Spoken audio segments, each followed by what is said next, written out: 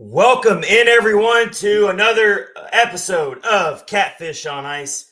This is your host, Chad Minton, with Rich Howe tonight on another non-game night for the Preds. Unfortunately, the game got postponed. They were supposed to play the Ottawa Senators tonight, but it's okay because guess what? I think that they probably could use some of the extra rest. What do you think, Rich? That and the practice. Yes, they got an extra practice. Yeah. Actually, you know what? That's probably bigger than the rest, honestly, is they're getting some extra practice after coming out of that Maple Leafs game where they could not get anything going. So this is what we got in store for you tonight. This is Catfish on Ice, episode 81, presented by DraftKings, part of the Hockey Podcast Network with Chad Minton and Rich Howe. We appreciate everyone joining us on our YouTube channel as we're streaming live right now. And let's get into it. Let's let you know what we got going in store for you tonight. A lot of fun topics to get into. Lots of stuff. We have to first talk about the Maple Leafs loss. We can't overlook it. We can't gloss over it. It was a very frustrating loss. Once again, the Preds, it gave me kind of reminiscent of the Oilers loss in a way. The Preds just ran up against a team that's very elite and very strong with their roster, and they just could not figure anything out. So we're going to dissect that game.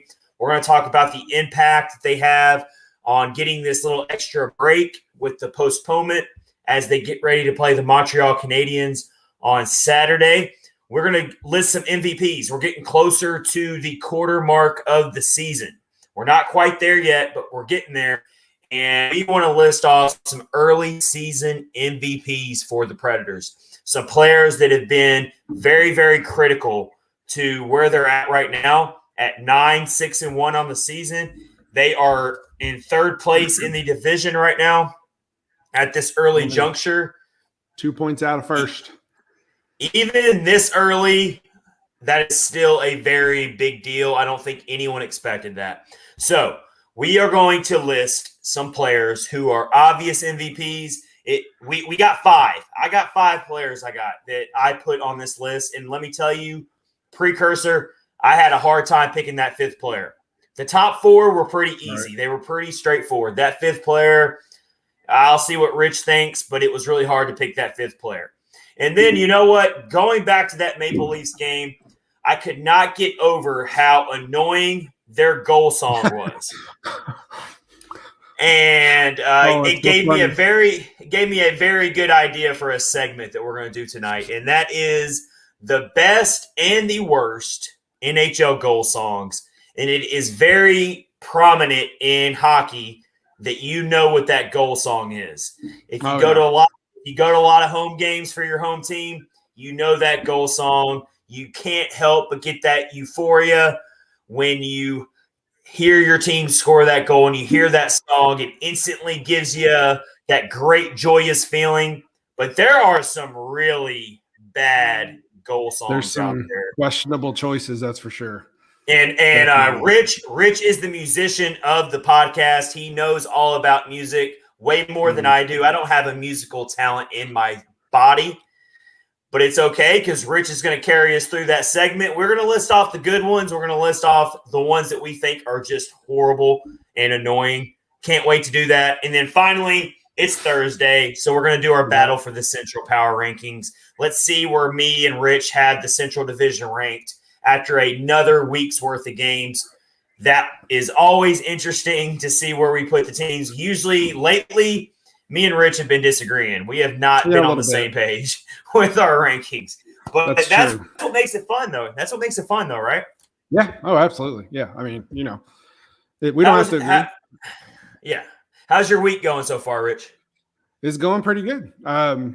It got really cold up here all of a sudden. So, winter, I think, is upon us now. So, yeah. But other than that, it's going good. Same way down here. It's cold and wet. Cold is the worst combination. You never when it's one thing if it's a dry cold and it's like, okay, I'll bundle up, I'll wear an extra layer. It's like a wet cold down here. It's like it's just not fun at all. And then also, I have a lot of trees surrounding my property. So let's just talk about this. Let's just talk about this for a second. So it's been unseasonably warm down here for a big part of November, so none of the leaves decided to fall.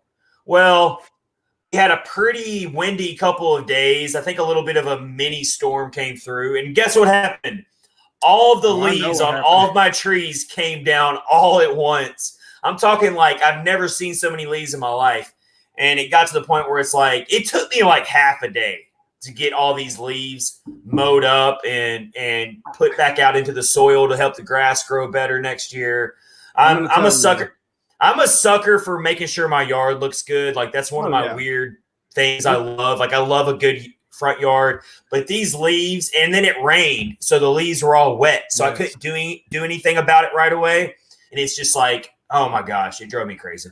That is one of the worst jobs in my opinion, because oh my gosh, you rake them all up, and you can only pick up so much, and like it's a big massive pile. I hate it. I used to hate doing it. I don't have any trees in my yard, thank goodness, but doing it as a kid and helping my dad do their leaves, it was horrible. I have two big ones in my front yard. I love the trees. They give you natural privacy from the street, but they are the worst when it comes to bad storms and big limbs coming down. And then also this instance right here with these leaves all falling at once. But I do love yard work. I'm a sucker for yard work, but that was not fun. I did not enjoy that at all. But I got that figured out. All the leaves are down. And like you said, winter is definitely upon us. It feels like winter anyway. And so, good stuff. So, my week's been going good as well. I do wish we were talking about a Preds game tonight, but it's going to be okay because I think they're going to make the most of it. Because let's go ahead and start off the opening face-off right now of episode 81 of Catfish on Ice. And that is, let's talk a little bit about the Maple Leafs game. I didn't feel good about it going into it, honestly. I mean, the Maple Leafs, we make fun of them all the time because they can't win in the playoffs. And one of the reasons they made fun of about their playoff woes is they have no excuse for not being able to win in the playoffs when you look at their roster. And you can take Austin Matthews out of the equation, and they are still a loaded, stacked roster. They are very impressive. And when you compare the Maple Leafs roster to the Predators roster, come on now. Do the Predators really have any business beating the Maple Leafs, especially on the road? Probably not. And they still had a chance to win that game till the very end, despite having very few scoring chances, despite Juuse Saros having to once again stand on his head, and it just got away from them there at the end, and they just couldn't figure out a way to score a goal. They get shut out 3-0 to the Maple Leafs. What were your biggest takeaways from the game, Rich? Yeah, so I looked into it a little bit. Toronto was on like a 3-game winning streak, just like the Predators were. They actually, were playing really well. But the big factor in the whole thing is their goaltending. Jack Campbell right now leads the NHL in goaltenders. His goals against average is 1.68. They played the Rangers. I just watched that game tonight. He almost got a shutout. The guy's on fire, and that's what the Predators ran into. We know that they can't. They struggle to score sometimes. They obviously struggled really bad against Toronto. And when you're going up against a hot goaltender, it just makes it 10 times worse. And that's exactly what happened. And that really bad against Toronto. Yeah. And when you're going up against a hot goaltender, it just makes it 10 Very times good worse. point. And that's exactly what happened. I'm sorry. You're I did it. I did it too. So that and the penalties. And then the really bad thing was they had to spend a lot of time defending the net. Toronto kept the puck a really large amount of time, and that's just no good for the Predators. Yeah, I totally agree. And Rich, the reason why I wanted you to hear yourself is because you're speaking so many truths right now that it needed to be repeated. Sweet. And so, full disclosure, everyone. We like to keep an eye on the live chat, and sometimes we get caught with what you would call a hot mic in the business. And Rich did it to me. Rich did it to me a couple episodes right at the beginning of the episode, and so I I had to dish it right back to him. But Rich, you are speaking some truths right now about that game because the Preds did run into a hot goaltender, and sometimes you try to use that as an excuse. I don't think it's an excuse in this scenario. The Preds definitely the Preds ran into an equally hot team because the Preds were also playing hot going into that game. They were 8-1-1 going into that game in a very hostile environment, a very tough place to play in Toronto, and they still had a chance. They could not get that one goal, and everyone wants to talk about Philip Tomasino, who nearly scored very close in the opening moments of that game, and that was very much a homecoming game for him. And I think I think my buddy Boyd, who Boyd, who is Penalty Box Radio, and is a very, very good Preds follow. I hope he's listening tonight. If not, he knows he speaks a lot of good knowledge on Preds Twitter, and he's very much worth a follow if you're not following him. I'll get his Twitter handle here so I can make sure people follow him. But he brought up a really good point that I came across on that night, which said if Tomasino scores that goal, does the complexion of that game completely change to the point where maybe the Preds figure out another way to steal some points and win? And I thought that was a very, very good point by Boyd.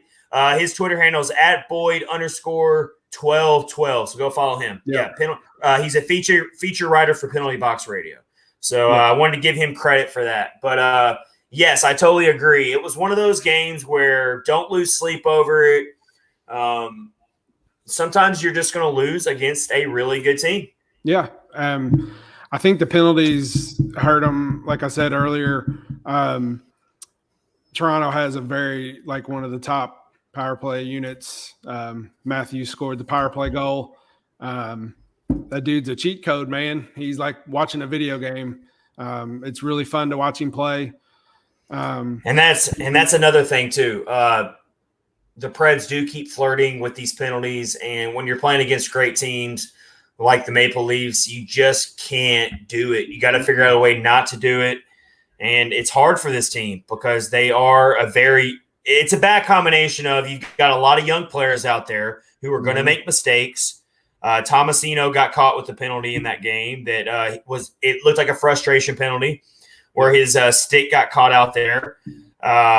That was towards the end of the game when the Preds are trying to make their push. You had about less than 7 minutes left in the game, and Philip Tomasino gets tagged for a tripping penalty. I remember it very clearly. His stick got caught out. He wasn't paying attention. That's a rookie mistake, and those things are going to happen. You're not going to come down hard on Tomasino. It's a learning experience for him. But it was one of those games where the Preds just couldn't crack through. They were right there the entire game, but it felt like they weren't kind of game. For the longest time, they're down 1-0, and it felt like they were down 4-0. That's how it felt for me. It did for me too. Like I said, Toronto just kept the puck, man. They wouldn't let go of the puck, and they just Saros obviously had another good night. But they just couldn't get anything going. They couldn't get any turnovers, no breakaways that I remember. There was a couple maybe, but just very few. Yeah, very few good scoring chances in that game. I'm pretty sure it was one of those games where the high danger chances were very lopsided. But you look at Toronto Maple Leafs, you look at their roster. I mean, outside of Austin Matthews, I mean, you've just got an outstanding team like Nylander, Tavares, Morgan Riley's a really good defenseman. You've got Wayne Simmons, who is doing some good things for them, even though he's a veteran. You've got Richie, who is a very good player. Mitch Marner, of course. Kerfoot is a very good depth player. Yep. They are just a really good stacked team, and now they're getting good goaltending from Campbell. So they're really gunning for another Stanley Cup or trying to get another Stanley Cup and really put to rest all of the jokes that they're catching for being a really bad playoff team. They are. Yeah. They haven't missed a beat. So It's a very humbling loss. Let's put it that way. It's a very humbling loss. It is very much so. Toronto was playing the Rangers tonight. Riley scored both of their goals. I mean, they're just scoring all over the place from and that's another really good win. I mean, the Rangers are a good team, so they are. Absolutely. The Leafs are definitely for real. It's like I said, it's humbling, and you also have to take this into account. The Preds are playing all these teams for the first time in 2 years, basically. So there's not a lot known about these teams. So when you're playing a great, talented team like the Maple Leafs, there's really nothing to go off of other than let's go in there and try to steal some points here, and you're going to run into that. And I've already said I love playing these Canadian teams again, but it's also very, very challenging when you're playing a team like the Edmonton Oilers or the Toronto Maple Leafs, because those teams are just loaded with talent, elite talent. And the Preds, as much as we love our Preds, they aren't loaded with elite talent. And so that's kind of what you have with it. There's one elite talent, well, two elite. I would consider two elite talents, but Juuse Saros and Roman Josi, I'll roll with that. I'll roll with that. All right. So they're getting a break. They're supposed to be playing the Ottawa Senators tonight. The Senators have a COVID-19 outbreak that's forced them out. The last time I saw, at least until November 20th. Yeah. The Senators are going to be out. And so we'll have to wait and see when that game gets rescheduled. But in the meantime, the Preds, as Rich mentioned, are getting an extra practice out of it. And they got to get ready for the Montreal Canadiens on Saturday. Which will be no easy feat, as we know. The Canadians are struggling, but that's all. They always play tough, so that's going to be a very physical game, I'm sure. So. Well, the Canadians just got beat 6-0 to the Penguins tonight, so they're going to be good and angry. Oh yeah, yeah, great. That's amazing. Any given night, you can lose to anyone, but the Montreal Canadiens do not scare me at all. If the Preds can beat the Canadians, I almost put this game in the same category as the Coyotes game. Go in there and take care of business. I mean, this ain't a game. Yeah. You have the extra rest. You just got your tail beat by the Maple Leafs, a very humbling loss. If they snowball that into a very ugly loss against the Montreal Canadiens, who they should beat, then we're going to have a reason to be worried, because I mentioned in the last episode that the last time the Preds started this way, they proceeded to lose their next 6 games, which was in 2021. So and it was at this exact point right now. This exact point. So it can change very quickly. If the Preds can't just completely fall apart just because of one really humbling, tough loss to the Maple Leafs. They got to take care of business, and I'm not worried about this team doing that. I love this makeup of this team. I love how this team plays with a chip on their shoulder. And so I'm not worried about them overlooking the Canadians at all. I'm not. If they play their game, they should win on Saturday and have us feeling good about it again. I hope so. This extra practice and this extra rest, indirectly should help. Even though you don't like to see games postponed, it should still be a benefit to the Predators if they're getting this extra rest and this extra practice. They're already in Montreal, so that they didn't have to do the extra travel day. So they have no excuse to not win that game on Saturday. Yeah. No excuse whatsoever. Yeah, and then after that, they've got a 3-game homestand, take on Anaheim Monday night, so we will have live reaction. They've basically had one home game in almost the last month. Like, it feels like the last month. 1, 2, 3, 4, 5, 6. They played. 7, 8, 9. I mean, they played Arizona. They played Arizona on the 13th, and since then, Arizona's the only home game they've had since October 30th. Yeah. So.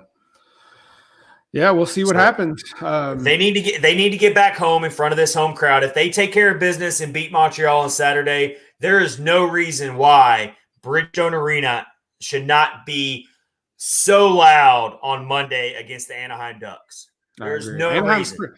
Anaheim's playing pretty good right now. And though, Anaheim's playing really good. So suddenly that looks like a very tough game. But that's all the more reason why the Bridgestone Arena crowd needs to come locked and loaded and ready to go on Monday for the Preds, because they came off this really long stretch of road games. And for the most part, they had delivered the results. They've played very well. And so now they need their home crowd to come for them and stand behind them. Agreed. 100%.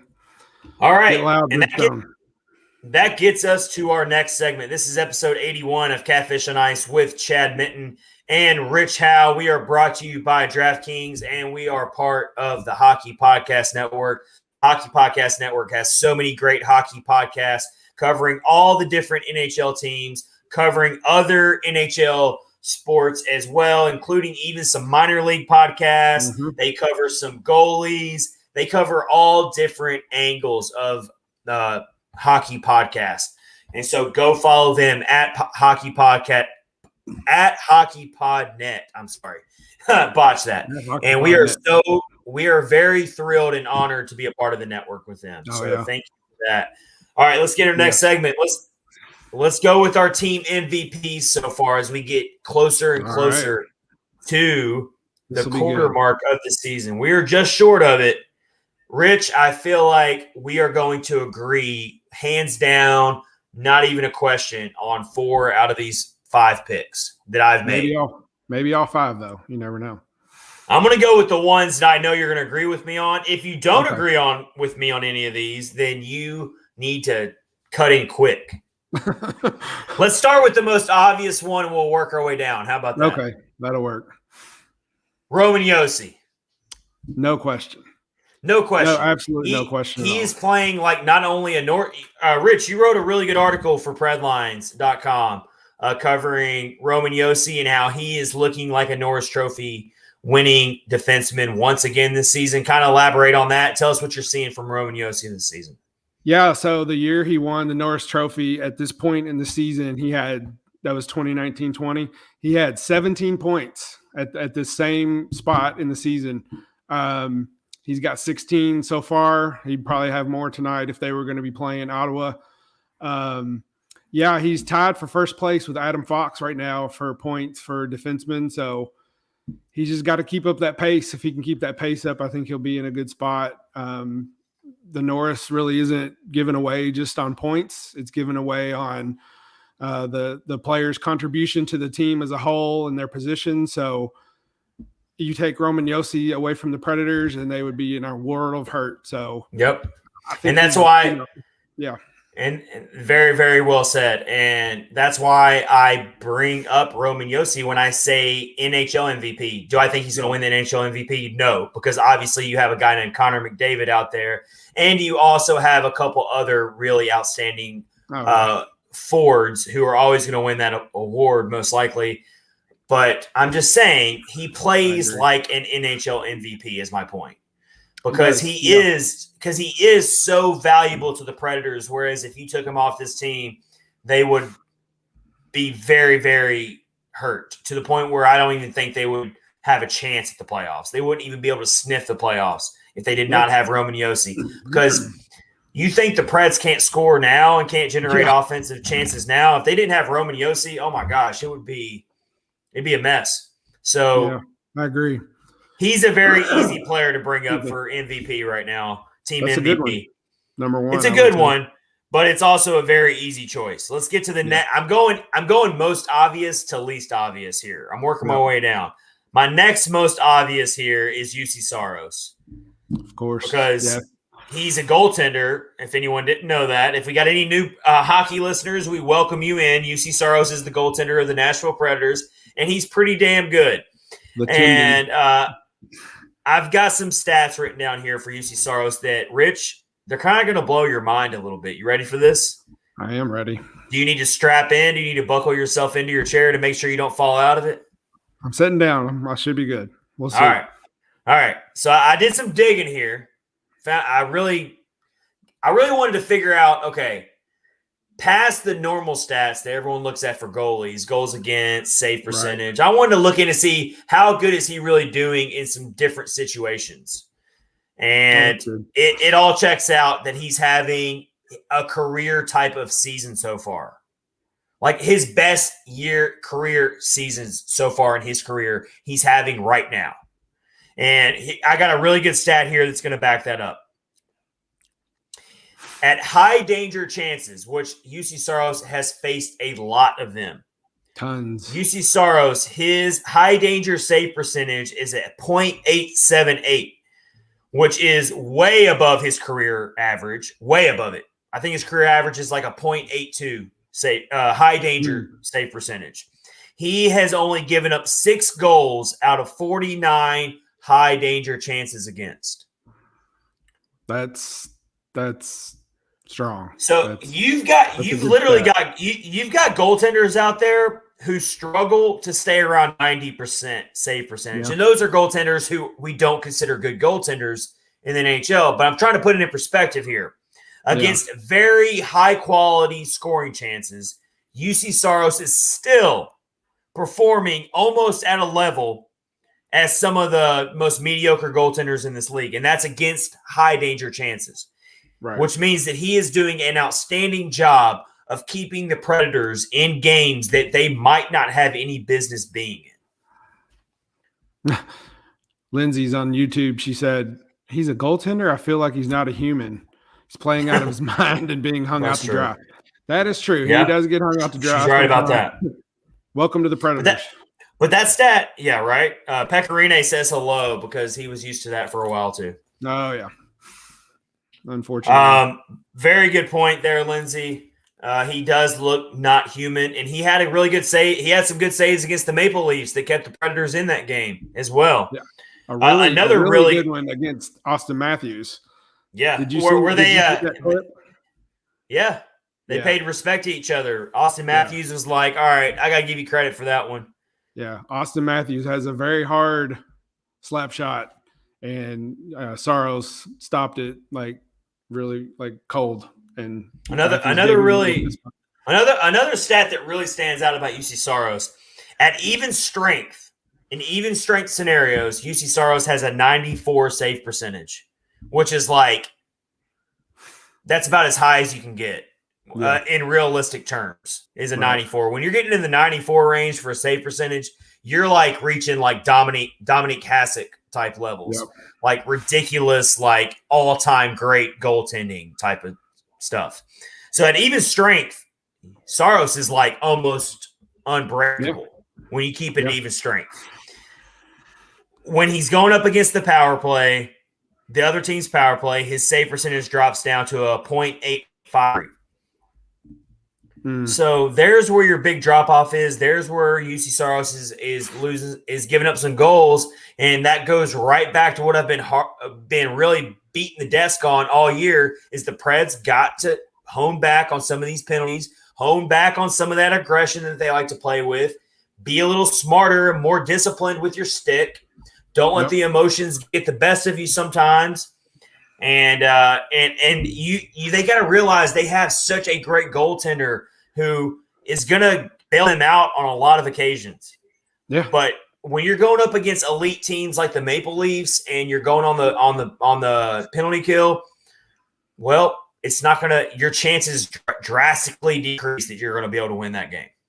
Yeah. And you have to get up for that game when you know you're playing somebody like that. And I felt like they didn't get really have much energy in that game. I don't know. It was kind of weird. The Maple Leafs still only went 1 out of 4 on the power play in that game, and that's again because of Juuse Saros because he was still really good. But again, even when you're taking 4 penalties and you're on the penalty kill that much in a game, it takes away your momentum to be able to generate scoring chances. It wears your team out. It takes other players off the ice that you need on the ice because they're not part of the penalty kill.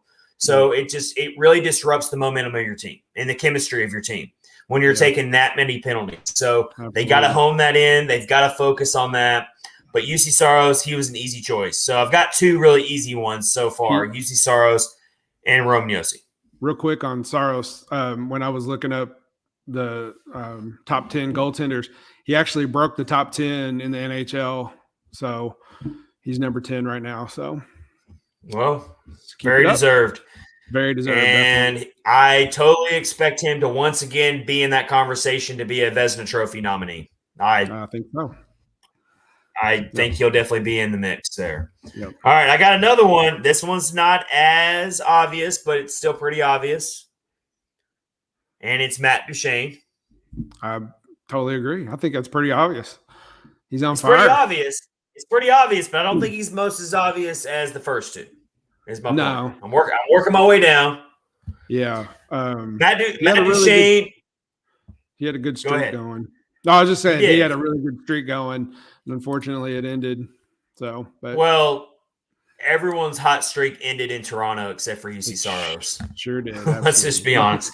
But Matt Duchene, yes. And the biggest difference between Matt Duchene, a lot of people have cited this, and I've noticed it as well. I noticed it pretty early on, is he is shooting the puck way more than he has previously in his career. Yep. He's way more aggressive.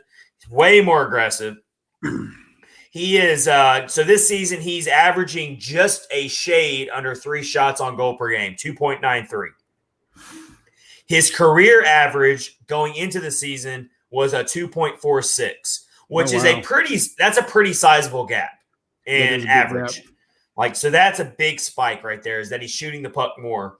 And then another big thing is, of course, everyone looks at the goals. He's got 9 goals, which puts him on a current pace for 46 goals this season.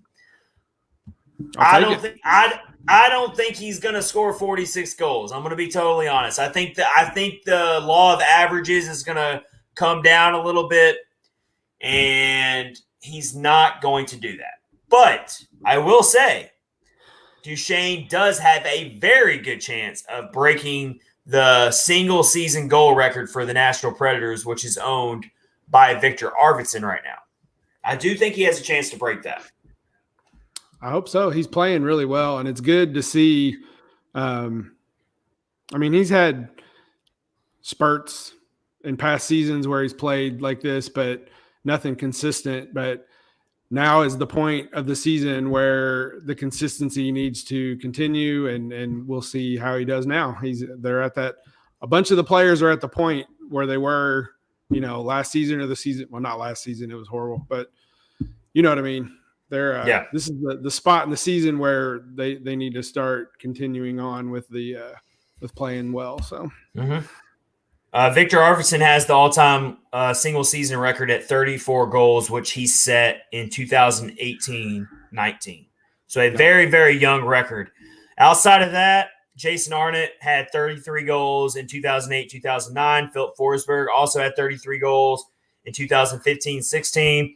Then after that, these are like really low totals. If you look at other teams and how many goals are scored, and you see how low 34 goals is as the all-time single-season record, it goes to show you how offensively starved this franchise has been for a long time. They've never been a team that has that elite high-end goal scorer. That's just never been their thing. And so I think Matt Duchene has a really, really good chance of breaking that record this year, assuming he can stay healthy and he doesn't miss like a long period of games. Yeah. I think he can break it easily. Yeah. I agree. I think so too. Also, another one is his Corsi is way above his career average. He is a 60.3 Corsi right now, which is if you're in the 60s, you're playing elite level hockey. You sure are. And he is a 60. His career average is a 53.7. Wow. So he is massive. His possession metrics are really going hand in hand for why he's being so productive. And so, Duchene, just keep it up, man. We're cheering for you. You're doing a great job. We're not going to lose sight over one game against Toronto, where, frankly, the whole team struggled except for Juuse Saros. Yep. All right, I got one more player that still is pretty obvious, but after that, it gets you to pick a fifth one. You really can throw a lot of players in there. But I've got Mikael Granlund as the fourth. Obviously, I think that's another obvious one. Yeah. And the biggest reason why I got Granlund in there is because he is piling up the assists. He's got 13 assists this season. He, of course, had the 4-assist game against St. Louis. Yep. And He is I'm going to ask you this question, Rich. All right. It's a loaded question.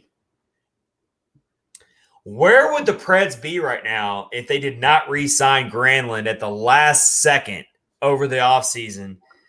First of all, who would be playing in his place, and would the Preds even be close to being where they're at right now? That kind of goes into this whole team MVP discussion here. Because the Preds quite literally almost did not sign Granlund. It was very close. I mean, to the point where even the great Adam Vinian of The Athletic said Granlund would not be returning. And then what was it, an hour or two later, Granlund was signed. And this isn't throwing shade at Vinian. We were all fooled on that. Oh, yeah, we absolutely all thought that. That's a really good question. I don't know of anybody on the team or a prospect that could take his place. It would be it would be Rocco Grimaldi. I think Rocco Grimaldi would still be first of all, Rocco Grimaldi doesn't get waived if Granlund is not on this team. Probably. Maybe Rem Pitlick. Or Rem Pitlick. That's that's actually that might get people a little upset though, because we're seeing Rem Pitlick just thrive right now for the Minnesota Wild. Yeah, he scored a goal tonight. He scored a goal tonight. Let's throw love to Rem Pitlick because he had the hat trick. His first 3 career goals, he scores a hat trick, which is pretty cool. I would love someone to look up and see if that's ever been done in the NHL. Whereas a rookie scores his first 3 goals of his career as a hat trick. Yeah, I don't know. I wish I knew how to look that up. A quick way to look that up, but I'm sure it's happened probably at some point. But that's got to be rare. Very rare for a player to score his first 3 career goals in a hat trick. Yeah. It's not to derail what we're talking about, but it's kind of crazy to think about the 2 different styles of coaching between Minnesota and the Predators. Like Rem Pitlick didn't hardly get any chances to play for the Predators, and then he gets opportunity to play in Minnesota and look at him thrive. So it's like something's weird, but I don't know. Kind very of true. Odd thing. So it is a very odd thing. So Granlund again, going back to Granlund, he's got 16 points in 16 games. He's already about to pass his assist total from last season. He had 14 assists in 51 games last year, and he's already got 13 assists this season. So I mean, you lump in Duchene and Granlund together, and how much they have improved their game over just one season, there's your major answer right there for why the Preds are outperforming expectations. Absolutely. Because agree 100% with that. Pretty much every preseason analysis said that the only way the Preds have a shred of hope to make the playoffs is because Juuse Saros is a Vezina-worthy goaltender. That was all you saw out there in the preseason predictions from all the major outlets was, basically in a nutshell, the Predators have Juuse Saros, so they have a fighting chance, but they're still not very good. Yeah. That's what you basically got out of it. Yeah, and some people even said that they would be not anywhere even in the hunt for like a wild card spot. So exactly. But and things might change. We don't want it to. We're very early on here. We're calling these early season MVPs. It could very much change.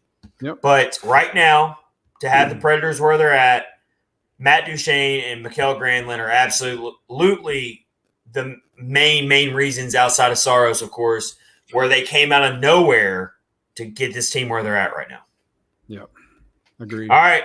Let's get to number 5. I'm going to list 3 players that are my nominees for number 5. Oh, okay.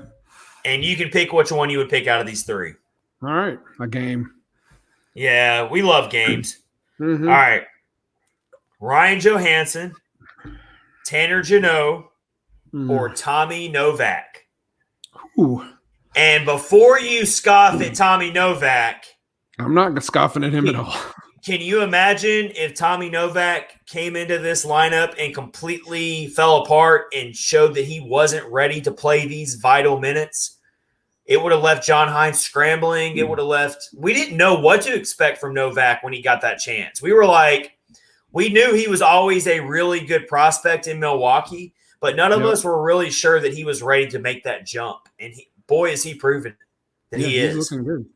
So it's a really I had it down to those three, and I know everyone's going to want to say Tanner Jeannot because he's a fan favorite and all that stuff, but he's cooled off a little bit recently. He did, yeah. He's still a very important player to this team, but out of those three, and then, of course, you talk about Ryan Johansson, who, I mean, his point total isn't massive. He's got 9 points through 16 games, but I do think he's done a lot of really good things, and he's starting to show people that he's still very valuable. So I think it's a really tough decision out of those three. If I had to pick, I would probably say Johansson at this point. I totally thought you were going Tanner Jeannot. No. I like Tanner Jeannot a lot, and I really am glad to see him get opportunity to play top 6 minutes. But Johansson seems like he's changed from last season. He looks like more engaged. He's almost Matt Duchene. Almost same as Matt Duchene. I think they both, since they weren't protected in the expansion, they kind of said, "Hey, man, you know what? We're going to be here. We're going to make the best of it, and we're going to show you what we can do." So, yeah, I would say Johansson definitely. If I got to pick out of these three, it's tough. I mean, that's tough. It's really tough to pick those out of those three. But I'm still going to go with Tanner Jeannot for now. And the reason why I say Tanner Jeannot, but I really had to think about it, is we didn't know Tanner Jeannot was going to have the quote-unquote sophomore slump. Oh, yeah. Because he came on last season kind of out of nowhere. No one really – your opposing teams didn't know what to expect out of him. His story to the NHL is such an inspiring story. Oh, yeah. And so he kind of took everyone by surprise. So coming into this season, you felt like, okay, let's see if he can actually string this into another season. Because we've seen it in all different sports where a player shoots off like a rocket out of nowhere. Mm-hmm. Everyone's like, who is this player? And then they suffer that sophomore slump where teams figure them out. Teams have film on this player. They know how to game plan against them maybe. Or maybe it was a little bit of luck. Maybe it was a little bit of a fluke. And they kind of like, dare I say, almost what's going on with Rocco Grimaldi. We have to see if he can land on his feet. But Rocco Grimaldi kind of went that same trajectory where he took off like crazy. Everyone was like, wow, this guy's amazing. And now he's suffering a slump. I was worried about that happening possibly with Tanner Jeannot. But David Poyle very wisely protected him in the expansion draft. And instead of protecting his $8 million players, and it was a very, very bold move. And so I was really worried about, can Tanner Jeannot live up to the pressure going into this season? Can he carry it over from last season? And he's cooled off a little bit the last couple games, but he's still among many of the best rookies in the league right now. So I'm going to slot him in, but I really wanted to put Novak. I really wanted to say Novak because he honestly has been a very important piece to this team. The fact that he's come in as a unexpected rookie and produced so well and skated so well. He skates so confidently. He does. But I'm gonna stick with Tanner Jeannot. Yeah. On Novak, everybody was really uptight when everybody was happy for him to get called up, but everybody was not happy that they moved Glass down. And at first, now it's looking like a smart move. It does. It's paying off, and I think it was because I'm pretty sure if the roles were reversed right now and they called up Cody Glass and sent down Tommy Novak, nobody would be happy about that. No, I don't think so either. So it just goes to show you that sometimes they do know way more than we do. Most of the time they do. I think most times, yeah. Exactly. And so it's looking like a great move. But all right, so let me recap the list. Team MVPs so far, early season team MVPs. We've got Juuse Saros, Roman Josi, Matt Duchene, Mikael Granlund, and then we had a bunch of nominees for number 5. And Rich went with Ryan Johansson. I went with Tanner Jeannot. Our honorable mention is Tommy Novak. Yes, that's a good list, definitely. All right, very fair. Yep. All right, this is episode 81 of Catfish on Ice. with Chad Mitten and Rich Howe. We are streaming live on our YouTube channel. If you're listening right now and you've got a YouTube account, or if you want to create one, go to our YouTube channel at Catfish Ice Podcast on YouTube. Subscribe to the podcast. We have a giveaway coming up next week. We will share the full details on it. But we have a giveaway for all of our new subscribers that join after we share the contest. We're going to look it up after tonight's episode. We are going to look up our newest subscribers. If you subscribe to the podcast, you will be thrown into a drawing to win a Colton Sissons signed puck, authenticated, and also a $25 gift card to Nashville Locker Room to get you some Preds gear, to help you get some new Preds gear. I think that's a pretty sweet deal. All you got to do is subscribe to the podcast. To the YouTube channel podcast. We will share the full details of that next week, but go ahead and subscribe to the podcast now on YouTube. We will track it. We know how many subscribers we have right now. We will know who are the new subscribers following this episode. Go do that. You will be in the drawing for a Colton Sissons signed puck and also a $25 gift card to Nashville Locker Room to get you some new Preds gear.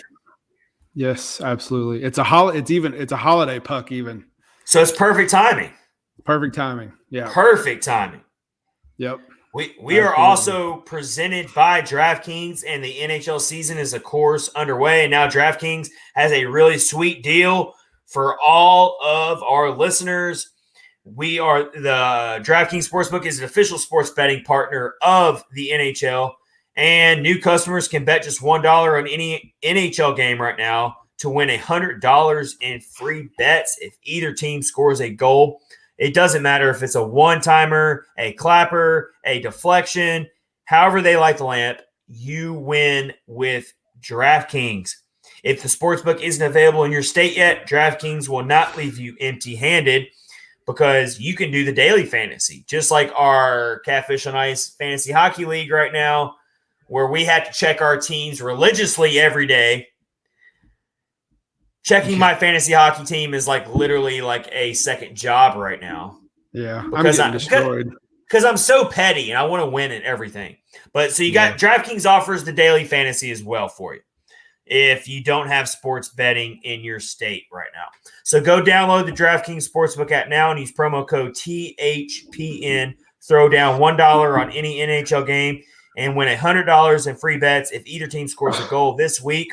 One puck in the net nets you a big win with promo code THPN at DraftKings Sportsbook, an official sports betting partner of the NHL. Must be 21 years or older in New Jersey, Indiana, or Pennsylvania. New customers only. A minimum $5 deposit and $1 wager is required. One per customer. Restrictions apply. See DraftKings.com/sportsbook for details. And if you have a gambling problem, please call 1-800-GAMBLER. Someone will get the puck in the goal. I promise you. Yes. So all you got to do is just use our promo code and you get $100 right there in free bets. So pretty sweet deal if you ask me. We're moving right along here in episode 81 of Catfish on Ice with Chad Mitten and Rich Howe. We appreciate all of our live stream viewers on our YouTube channel and on Twitter. We can't thank you enough. If you download the podcast every day, we also love you and we can't appreciate you enough. Follow us on all of our social media accounts at Catfish Ice on Twitter, Facebook, Instagram, and of course, check us out on the YouTube channel. So we still got a couple more things left here for episode 81 of Catfish on Ice. And next up is we're going to have some fun here. Oh, yeah. We are going to kind of rant a little bit, I guess I should say, on our favorite NHL goal songs and our most annoying, worst goal songs. And we have Rich Howe, the music aficionado of the podcast. Oh gosh. Rich, at least I know you don't like to brag, but at least tell us about your music background. Tell us about kind of what you do with your music. I've played guitar since I was like 13, which is a long time. I play in a band. We play like Christian rock music, like blues rock to stuff. It's not your typical church music stuff. Yeah, we play for pretty much anywhere. We usually do it for free. This past weekend, we played a benefit for a friend of ours whose nephew, I think, has some kind of very scary medical condition going on right now. So, yeah, it's fun. It's a hobby. Sometimes it's frustrating, but yeah, it's still fun. So Awesome, man. Get some enjoyment. That's very, very, very cool. Music is literally the. I've always said music is really how you get to the soul. Like it's just it really speaks to you. And we all like different types of music, but just I respect musicians so much because it's one of the most pure art forms that you can have. Like I love music. Music gets us through everything, in life. It's so important to our lives. Definitely. And so, Rich, that's awesome. I do not have any musical talent whatsoever, except for I am really good at karaoke. There you go. In certain states, I have to be really I have to be in a really weird place, but we'll leave it at that. But I've been known to do some pretty good karaoke.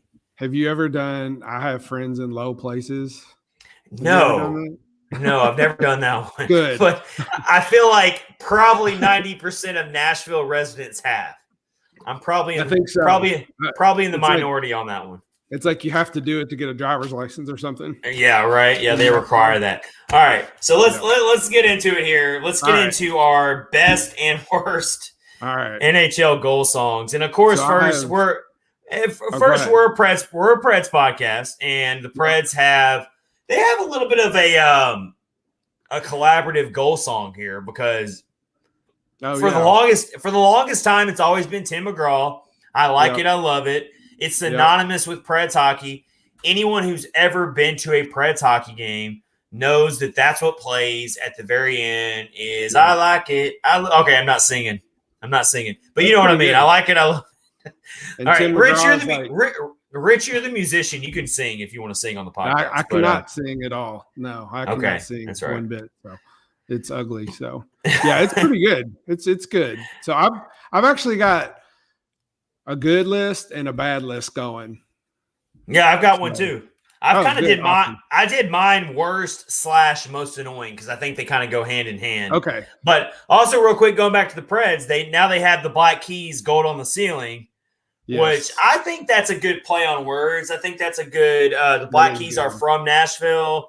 They are very popular here. Everyone loves the Black Keys. They're not just Nashville. Like everyone loves the Black Keys. I think it's catchy. I think it's good. We're taking the Preds out of this because we're biased. I put them in one of my lists.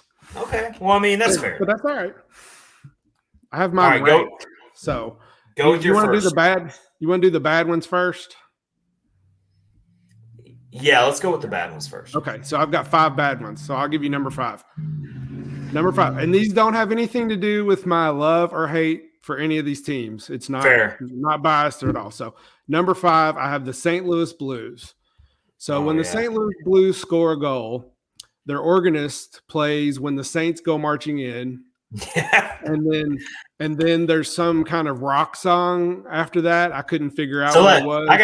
I got a preview right here for it, all right? Okay. Hold on, let me get the sound up. But I'm right there. All right, so Rich, me and you were on the same page on this one. I also had the Blues written down as one of my worst. And it's not because I can't stand the team. I swear I'm being honest here. No, yeah. This is me totally being objective based on the song here. But yes, I had the Blues written down. The name of the song is called The Blues Had the Urge Goal Song. Oh, so somebody wrote it for them. Okay. Yeah, and my notes for this is cheesy and cringy.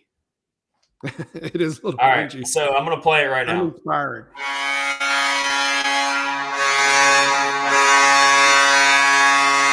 That's annoying right there.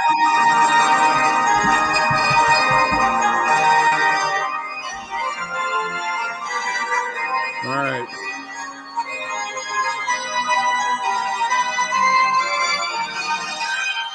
All right. I feel like I'm at a circus or something when I hear that. Like, that's not hockey.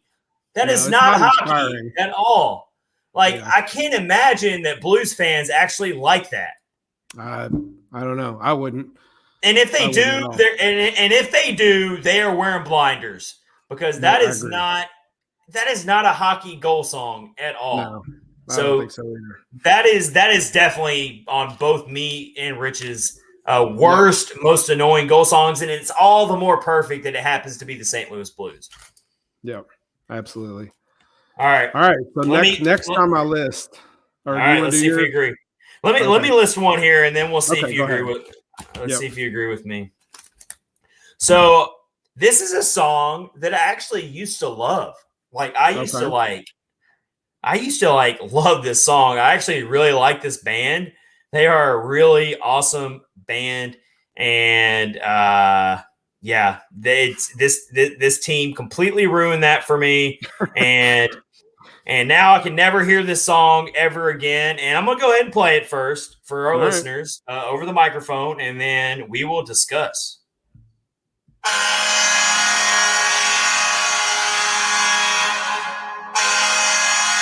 Got the goal horn. Okay, they scored a goal.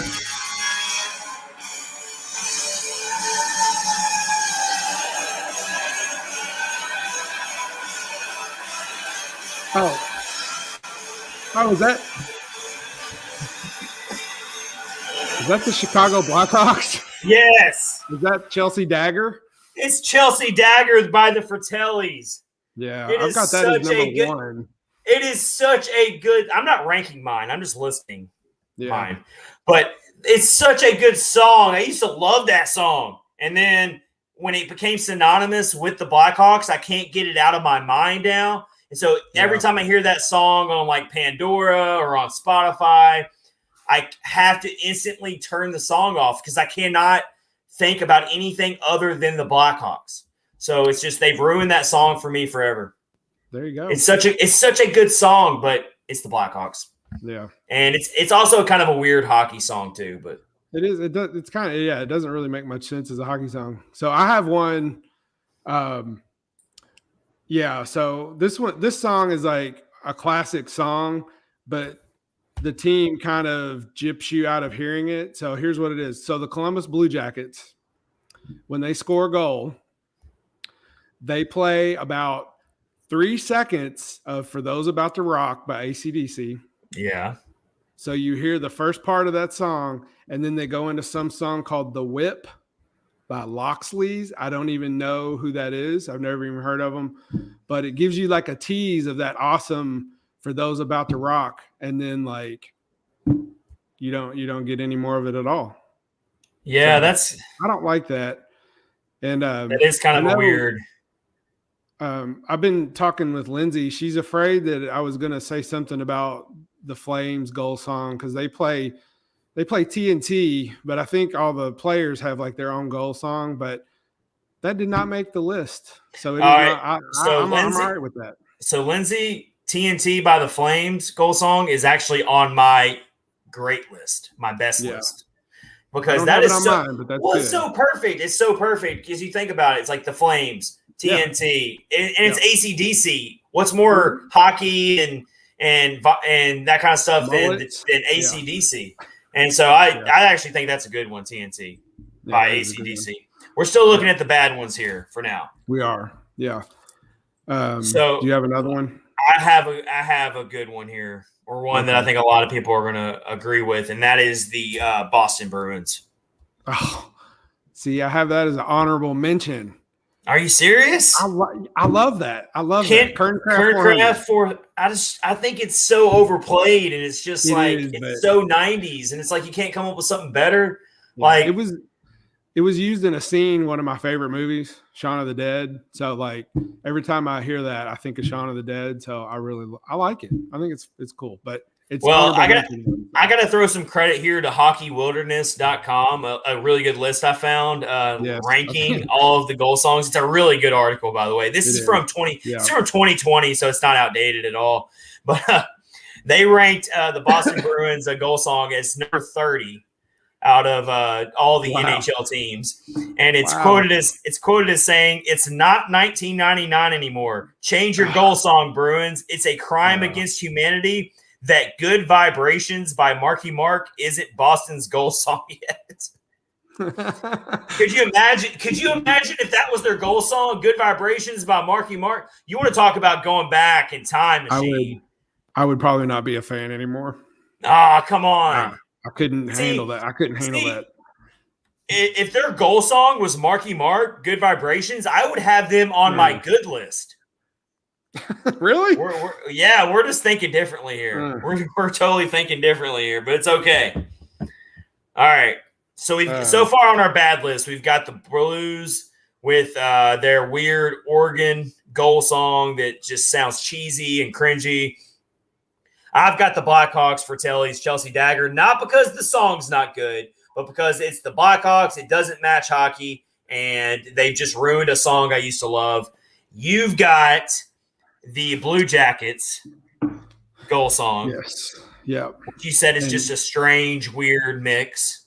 Well, you get like the little tease or whatever, but I've got one that I bet you're definitely not going to agree with, and I don't think this is a bad one.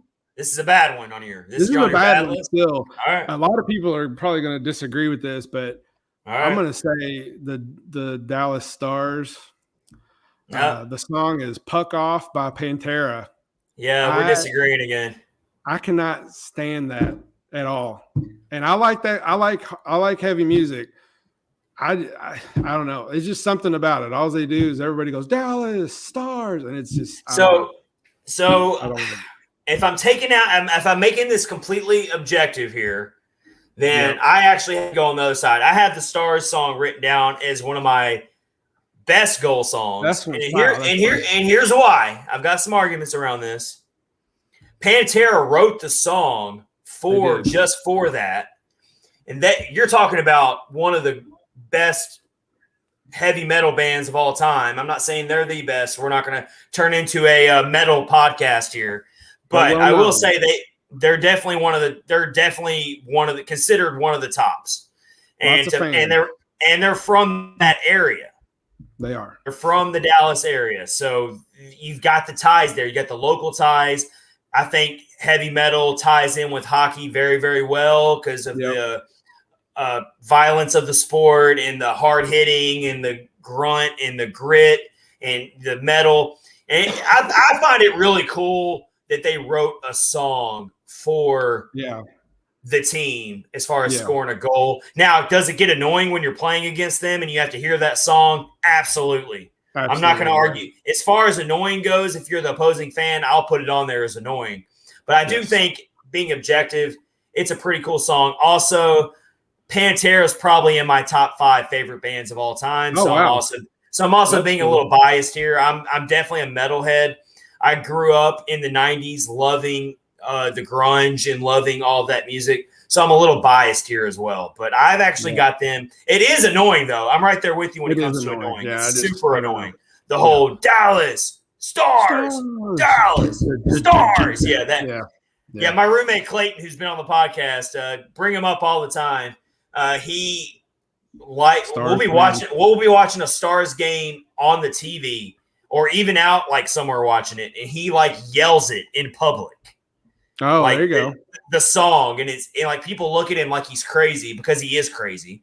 But people look at him like, "What are you doing, dude?" And he's like, he's so crazy. He's so diehard Dallas Stars. Yeah, and judging by your Twitter, he's definitely a typical Stars fan. Anybody who would leave that small amount of ketchup in the bottle and put it in the refrigerator definitely have to be a Stars fan. He left just enough ketchup in that bottle where when you go to squeeze it, all it's going to do is splatter everywhere. I was like, that's I bet he did that on purpose. He probably did that on purpose. I'm not even a ketchup guy, really, but I just pulled it out of the fridge and saw it. I was like, what the hell is this, man? That's good. So now I think you're gonna talk about the goal song that started this whole idea. I've got but we'll say that for last. I've got one. I've got another one that's pretty bad on my list, and it's not because of the band. The band is one of the great classic rock bands of all time. I just don't think it fits hockey whatsoever. I think I know what you're going to say. The Vancouver Canucks have Van Halen "Ain't Talking About Love." Yeah, and I know why. What in the hell does that have to do with hockey? It's like a breakup song type of song, or like a. Do you know the background of that song? I don't know the background. I've heard it a bajillion times, but I don't. But you're right. I mean, I'm all for classic rock. I'm all for 80s hair bands and all that stuff. I love that type of music, but it just does not fit. It just seems really corny to be a ain't talking about love as a goal song. I don't know. Well, I think it's got that part in there where it goes, hey, hey, hey, hey. And I think the crowd, they play that little section and the crowd goes, hey, hey, hey. There's a lot of songs that have that similar style where you can get the crowd going. Singing a breakup love song type of song or whatever it is that song's about doesn't fit well with me when it comes to hockey. That's just me. But I do like Van Halen, though. No disrespect to Van Halen. Obviously. Just not for hockey. That's they could have picked. I mean, if you're going to go Van Halen and you have to go Van Halen, why don't just go with Jump? Or Panama or anything. Panama. Yeah, I mean, there were so many better Van Halen songs you could have picked over that one. Definitely. All right. Let's get to the good ones. Let's get to our favorite ones. All right. So what inspired this segment is obviously playing the Maple Leafs on Tuesday, and I didn't even know what their goal song was, but all I kept hearing was Hall & Oates, "You Make My Dreams." You make my dreams come true. And very, very much like Chelsea Dagger, the Fratellis with the Blackhawks, I would now forever hear that song and think about the Maple Leafs. Yeah, and their goal horn's annoying. Yeah. Well, it was just like, and I even read in a lot of different places about their goal song, and the reason why they have that goal song is because they know it's very annoying for the opposing fan. And for that, guess what, Maple Leafs? You did a really good job. I got to give you credit for that. Actually, it is super annoying. Okay, it is very super annoying. That's cool though. I mean, wow, good job there. And it does. I mean, it is a very upbeat, fun song. So, like, if you're a Maple Leafs fan and you're at the game and you're having fun and you're with your friends and family and you're enjoying yourself and you're cheering for the Maple Leafs and they're having a really good night scoring goals, then I can see where that song would be fun. But I guess as an opposing fan, it made me want to pull what little hair I have left out. It's also like 40 years old. Right. It's very old. So I don't know, man. That's what inspired this segment tonight, because we don't have a game to react to. Is that song was annoying the hell out of me on Tuesday night. Yeah, definitely. Let's get to our good ones here. Yep. All right. So you go, Rich. I have mine ranked, but I'll go number 5. So number 5, Pittsburgh Penguins, "Jump Around, House of Pain." That's on my list as well. You gotta love. I mean, that song has been around forever. It's been used forever. It doesn't matter. It never gets old. It's perfect. And I hate that it's the Penguins, because I can't stand the Penguins, but that goes to show you right there that we're being objective here, and it has nothing to do with the teams themselves. You can never – they better never change that song ever again for their goal song. Like, that will stand the test of time forever. If the Penguins are still an NHL team in 100 years, that better still be their goal song. Yep, absolutely. I agree. All right. So my next one here is we're going to throw some love for a team that really doesn't get love anymore. All right. I'm going to play it right here. Okay. All right.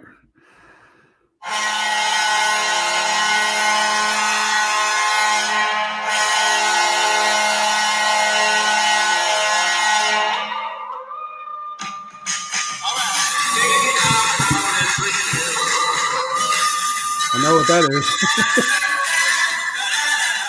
That is a good one. So we have another Black Keys sighting on the list here. So we've got the Arizona Coyotes, who go with the Black Keys "Howlin' for You," which is, how perfect is that for a collaboration? Written and what really sets apart the goal song for me, where I'm like, this is a really good goal song here, is the coyote actually howling in the background as the song is going on. The Black Keys have like so many good songs that are so catchy. Oh yeah. Just like you can't help but like nod your head during Black Keys songs. And so we've got "Gold on the Ceiling" for the Preds. which I also like and is a very good song. But the Coyotes, they did a really good job getting that song, and they got the coyote howling in the background. They might be historically the worst team we've ever seen this season, but they got a really good goal song, so I'll give them that. They do. That is good. It fits them perfect. So number 4 on my list is the Buffalo Sabres. Let Me Clear My Throat by DJ Kool. Classic rap song. It's got a good beat. Everything about it is really good. So that's a good song. I like that. It's classic. Yeah, I think it's okay. You know the song, right? Oh yeah, of course I know the song. Yeah, it's good. I can live with that. Yeah. All right, so we've got another classic song here that I think is just perfect, and it never gets old. It's simple, but it's effective, and it's also for another team that's not really that good and struggles a lot. They've had a lot of really tough times recently, but guess what? They still have a really good goal song, and that is the Ottawa Senators with Song 2 by Blur. Yes. Woohoo. I have that on. I mean, does that song, that's another one of those classic sports songs where someone better have that as their goal song. Like, that's got to be, like, if the Senators didn't have that as their goal song, someone else would take it. Like, it's the perfect goal song. It instantly gets everyone jumping up and down. You can't help but jump up and down when you hear that song. And if you're cheering for your home team and they score a goal and that's the song they play, then you can't help but get excited. So Ottawa Senators Song 2 by Blur. I'm pretty sure that's a one-hit wonder, right? I don't know. I've never really looked them up. That'd be really interesting to look that up. But yeah, so I actually didn't know that the song was called Song 2. Yeah, that's the real name of the song. To it, and I remember as soon as I heard the woohoo part, I knew what it was. So now I guess we got to figure out what song 1 is. I don't know. But yeah. All right. And so I already said earlier that the Calgary Flames with TNT by AC/DC is on my list. So I got them. I also had Puck Off by the Stars. I had them on my list. And I also had House of Pain, Jump Around by the Penguins. I got one more left on my list. Do you have another one on your list, Rich? Well, I had the Predators at number 2. That song fits the Tim McGraw song. It's Gold on the market. Well, it's perfect. But now it used to just be Tim McGraw, but now they did the Gold on the Ceiling. Yeah. And then it kind of like switches to Tim McGraw. Like it's like a collaboration type of thing. Now they do both of them. Yeah, that's good. So yeah, I've got one more, and I'm interested to see what your number 1 is because I have a feeling they might be the same. Let's hear it. You go ahead. You do yours. You say yours. Well, it's got to be the newest team in the league. It's got to be the Seattle Kraken with Nirvana, Lithium. How perfect is that? So, Rich, do you remember going over the season? We were making jokes about how the Seattle Kraken could be the grunge team. You got all the grunge music that goes on in the Pacific Northwest. They're known for that. Yep. And all that good stuff. And so it's like, how perfect is Nirvana, Lithium for your goal song? I mean, you can't make it more perfect than that. And so that was an easy choice for me, especially considering, like I said, I'm a big grunge music fan. I grew up listening to grunge music. So Nirvana is right up there for me as far as one of my favorite bands of all time. So well done, Seattle Kraken, for picking that one. I actually remember when Nirvana like came onto the music scene or whatever, and people were just like shell shocked because they'd never heard anything like that ever. It was amazing. It was a great time to be a music fan. Very true. Yeah. So good job there. Way to fit in with what you're trying to do for the Seattle Kraken. I can easily pick that as an easy top goal song. So that was our top best goal songs and worst goal songs. Please tell us if you're listening right now or watching on YouTube, what are your favorite goal songs? What are your most annoying NHL goal songs? Share with us. We'll share it on the podcast as we wrap up episode 81, or you can let us know on social media at Catfish Ice on Twitter, Facebook, all that good stuff as we get into our final segment. Lindsay agrees about the Leafs goal song. She put the little smiley face throwing up. So, well, Well, she's also a Flame. Like She's also a Flames fan, so I'm pretty sure she sure. doesn't like anything associated with the Toronto Maple Leafs. But I think whatever team you like in Canada, you automatically have to hate all the other ones. That's what it seems like anyway. Well, definitely the Toronto Maple Leafs. Yeah, I know. Since she's a Flames fan, she said it multiple times. She hates Edmonton. Well, that's the Battle of Alberta. That's so huge, yeah. So but a lot. But I'm pretty sure a lot of your team fans that are fans of other Canada teams cannot stand Toronto either, because they're kind of like the New York Yankees. Like a lot of people hate the New York Yankees. It's for the same reason. They're like kind of like the coveted franchise of Canada. Them and the Montreal Canadiens, and so they got that. We're original 6 teams going on, so we're gonna ride that out for as long as we can, even though the Leafs haven't won a cup since 1967, I believe. So we don't really have room to talk right now coming off a Tuesday, but well, that's true. Yeah, I mean, obviously they're good, but we don't need any Maple Leafs fans coming in here and coming after us. They got plenty of room to talk right now. So man. I checked out when the Predators posted the final score of that game. Maple Leafs fans in droves were just like, I'm sure they riding did. them. Oh my gosh, it was horrible. Like, well, Maple Leafs fans are super salty these days because they have been the butt of the joke for so long because they keep wetting the bed when they get to the playoffs, despite having such a great roster, and so they're salty. Very salty fan base. I would be too. All right. Yeah. All right. Let's get to our final segment. This is episode 81 of Catfish on Ice with Chad Minton and Rich Howe. It's time for our battle for the Central Week 5 power rankings. Week 5. Crazy. We are ready for it, and I'm pretty sure we are going to work our way from the bottom and work our way back to the top like we always do. And, of course, the poor Arizona Coyotes are probably still number 8 on both of our lists, right? They are. Yeah, I wrote still UGG like last week. Still UGG. You could probably hey Rich, you could probably just copy and paste that for the rest of the season and you'll be fine. Yeah. But don't even bother. They did beat St. Louis. All right, we're going to save this for as we go further in the rankings here, but what have I been telling you, Rich, for the past 2 or 3 weeks about St. Louis? Well, you'll find. Okay, we'll get to it. Yep, I agree. We'll get to it. All right, but I did. Yeah, that's pretty bad. But still, be that as it may, even after that win, the Coyotes are still 2 wins, 13 losses, 1 overtime loss for 5 points on the season, a negative 36 goal differential, and they're 7 points behind the next team in the division. So. Scorched earth. There's a very, very good chance they're going to be considered one of the worst teams in NHL history if they don't dramatically change something. And before we move on real quick, I got to share, I read a really interesting article today from, let's see. I got to figure out what website this was. Before I get to that, go with your next ranking and then I'll share because I want to give proper credit. Yeah, number 7, I have actually Dallas. I know that's a little shocking, putting them below Chicago, but it's not shocking to me because that's where I had Dallas last week. Yeah, they've got two wins, 2 straight wins, but man, it seems like they're on a downward spiral. So that's where I have them this week.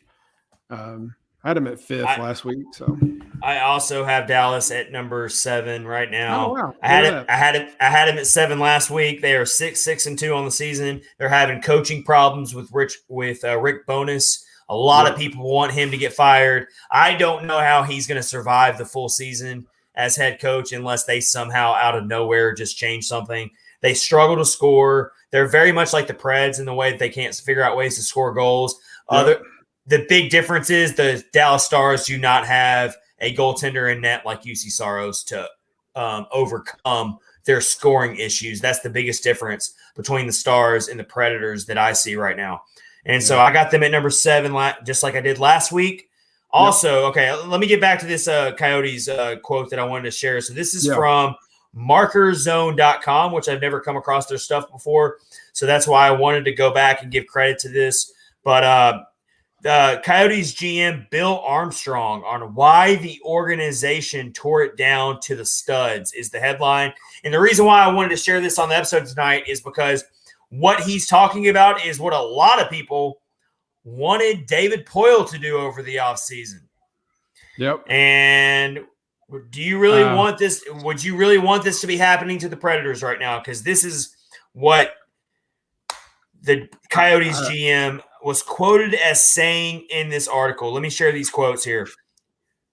He says, quote, "It's easy to look at the standings and say the Coyotes, they suck. You know, there is a thought process here. We really deliberated hard as an organization about what we were going to do. We could have just reloaded and gone at it and made the playoffs once every 4 years. If lucky, get by a first round, but most times get beat out. We had the conversation. We want to be great here. We want to take the chance to be great."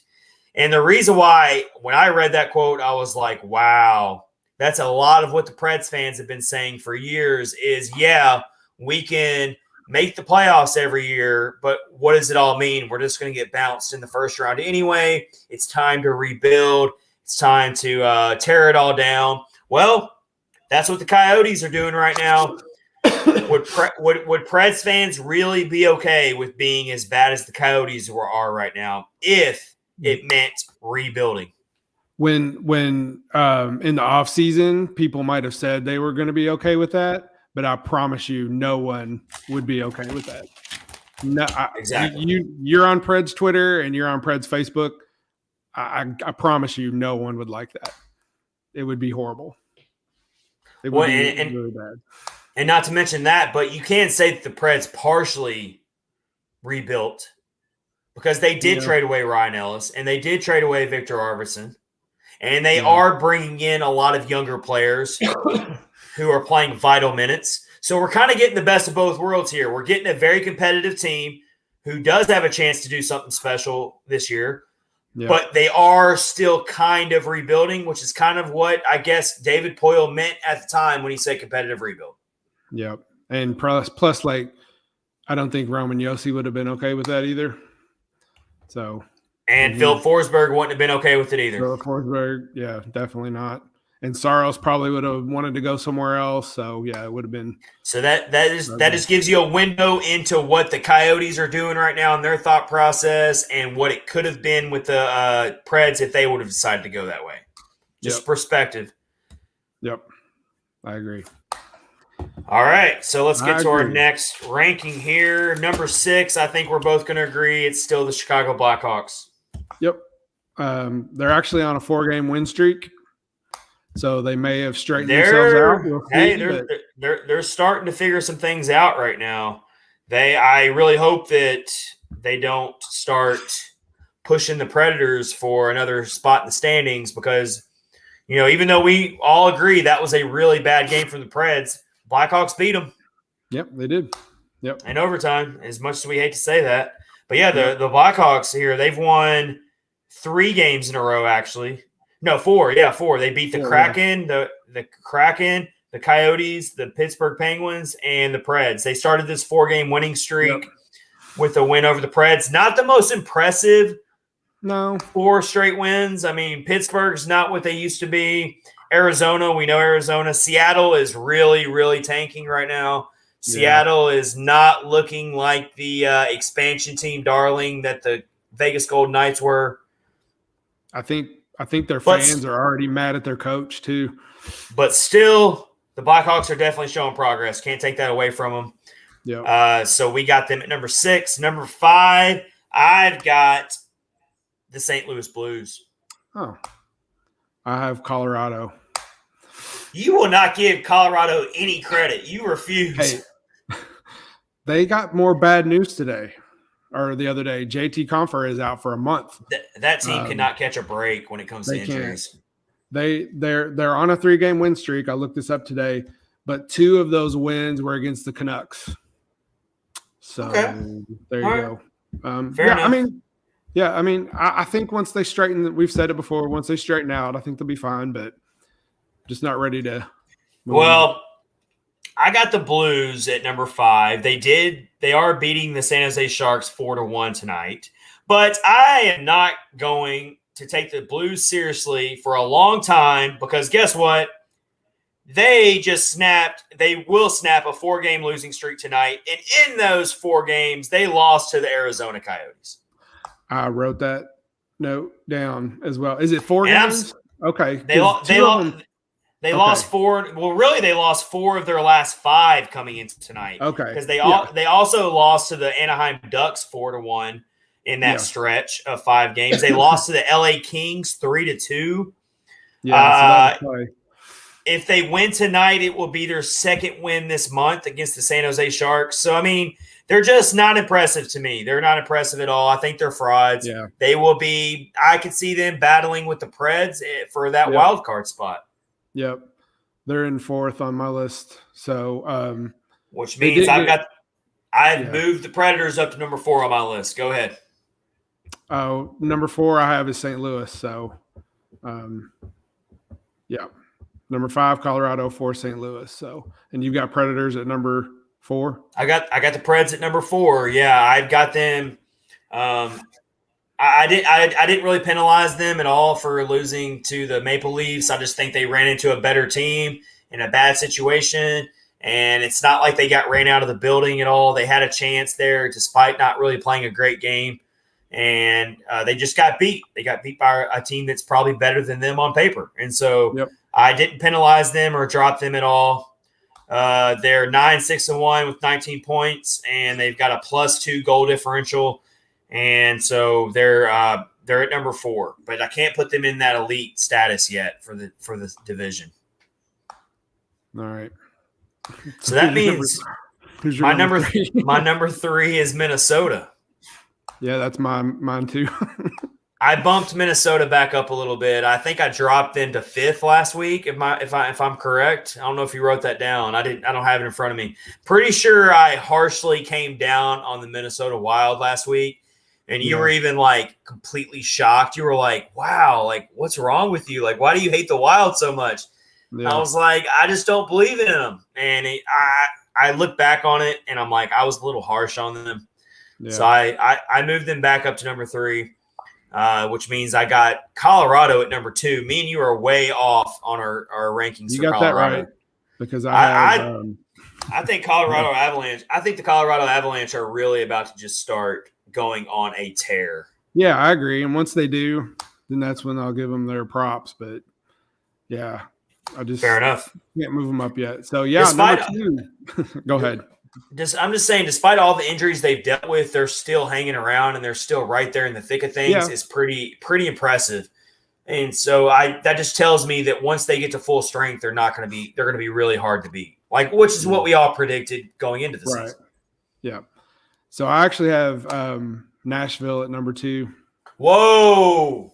I had them at 4 last week. You are starting to come around on our Nashville Predators. They are only 2 points out of first place, and take away the Toronto, whatever happened there, running into a good goaltender. They've got a lot of momentum going. All the stars we talked about it, the MVPs, all those guys that we mentioned, they're all playing really well. And I think, until they prove otherwise and start dropping back down, I think they're on a good trajectory at the moment. But we'll see what happens. Well, you know what? For your ranking to really ring true and for it to really have some validity to it, they better beat the Canadians on Saturday. That's all I'm saying. Because if they don't, they're going to go back down. Yeah, that rankings. Yeah, you better drop them like a rock if they lose to Montreal on Saturday. I'm just saying. All right. Yeah. So that means we are in agreement with our number 1 team, and it's the Winnipeg Jets. Yep. 3-game win streak. Sitting atop the Central. They're coming around. I mean, and I'm pretty sure my preseason rankings, I had the Winnipeg Jets at number 2. So they are they're rounding into form just like we expected here. And they definitely took the Preds for a ride, beating them 6-4 already. And they've got a very impressive roster, including Kyle Connor. Kyle Connor is up there with some of the best point scorers in the league right now. So they're going to be just very, very difficult to beat. So it's going to be really hard to take them out. Yeah, I agree. But we'll see. Maybe the Predator, if they drop a game and Predators beat the Canadians, and they might be tied for first place. Who knows? We'll see what happens. And then very, very true. So let's. Yeah, Minnesota. What were you gonna say? Lose too. I was just gonna say Minnesota would have to tank something too, but we'll see what happens. It's really going to early. be. I feel like it's really going to come down to 3 teams to win the division. It's going to be Winnipeg, Colorado, and Minnesota, and then Nashville, St. Louis, and maybe Dallas, if they can figure some things out, are going to kind of battle for the 4th spot. Is kind of how I see it going. Yeah. But I mean, it's going to be. I think. Yeah, Nashville's up there at the moment, but I think they'll run into some what troubles. the Preds have really shown us is that they are definitely in the mix to be right there in the factor for a wild card, which is, I mean, in a season that was as a rebuild of sorts, to see them still competing is pretty nice to see. But there's plenty of time for that to go south, so let's just hope that doesn't happen. That's our Week 5 battle for the Central Power Rankings. We both got the Winnipeg Jets at number 1 this week. I've got the Preds at number 4. Rich has got the Preds at number 2. I'm not ready to get that far on it yet. But we'll see. We'll see. Rich is going almost all in. You didn't put him at number 1, so. Oh, I would never do that. Not at this point. You would never. All right, so the Preds, they got some – after they get past Montreal, they've got a pretty interesting schedule coming up after that because they finally come back home for 3 games in a row next week. This is what you got in store for you next week as we have episodes 82 and 83 coming to you. We got the Anaheim Ducks on Monday. We will give you live game reaction for that. Yep. That's going to be a really tough game. Suddenly the Anaheim Ducks like a legit team. They might be the most surprising team in the league. I think they are. So that's going to be a really tough game. You got the Vegas Golden Knights on Wednesday, and then you got the New Jersey Devils on Friday. That will be a back-to-back before they go out to Colorado for the first time to face the Avalanche. So you got 4 games in 7 days coming up next week. So I hope the Preds are enjoying this little break, getting some extra practice, getting some extra energy, because next week is going to be a very, very interesting week to see how the Preds are against some really, really good teams. Yeah.